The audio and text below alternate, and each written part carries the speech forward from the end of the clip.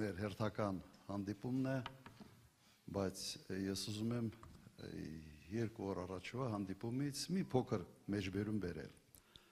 Չարենց հավանում էր, ես մի միտք արտահայտեցի, թե արդար չի, որ վարորդական իրավունք ստանալու համար մարդ պսիխո է հանձնում, պսիխոյի թուղթ պետք է հանի, իսկ երկրի ղեկը պահելու համար, վարելու համար այդպիսի պսիխոյի թուղթի կարիք չկա։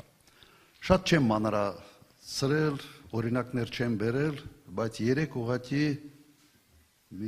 իսկապես առարկայական ապացույց ենք ստացել, որ շատ ճիշտ առաջարկ է, մենք պետք է այդ առաջարկը անպայման ընտրություններից հետո կյանքի կոչենք։ Այս մարդը ցույց տվեց իր կեցվածքով, որ ակնհայտ առերևույթ հոգեկան խանգարումների հատկանիշներ ունի։ Ես կարծում եմ, սա ակնհայտ էր բոլորի համար։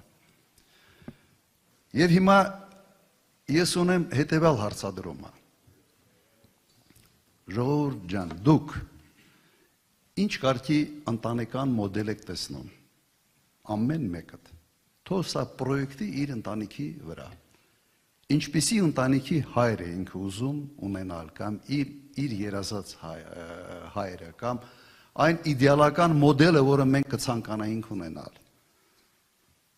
Հավասարակշռված, մտածող, մարդկանց հետ նորմալ շփվող, աշխատասեր, իր աշխատանքը անող ընտանիքի հայր, թե իստերիկ, լաչար, կարծիքը 10 անգամ շաբաթը փոխող, ստախոս, սենց կազինոյի կլիենտ եւ հարբեցող։ Ինչ կտրենք ձեր ընտանիքի համար, ձեր սիրած մոդելը որը կլիներ։ Երևի չեմ կասկածում, չէ, լավ մոդելը։ Հիմա համարեք, որ երկիրը մի մեծ մեր ընտանիքն է։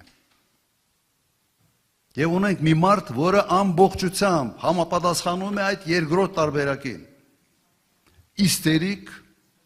սենց գժական գնացող, ինքն էլ էր, չի ասում, կարգավորման ժամանակ Ղարաբաղի հարցի, թե ես ինձ գժի տեղ եմ դնում։ Չէր դնում գժի տեղ։ Շատ բնական էր։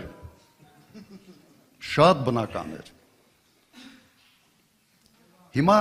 հորդորս հետևյալն է։ Մենք համարենք մեր երկիրը ընտանիք, մեծ ընտանիք։ Եվ այդ ընտանիքի տիրոջից է կախված մեծապես, թե այս երկիրը հանգիստ է լինելու, թե ոչ, պատերազմ է ունենալու, թե խաղաղություն, բարեկեցիկ է լինելու, թե հակառակը։ Շատ պարզ համեմատության մեջ եմ դնում այս ամենը։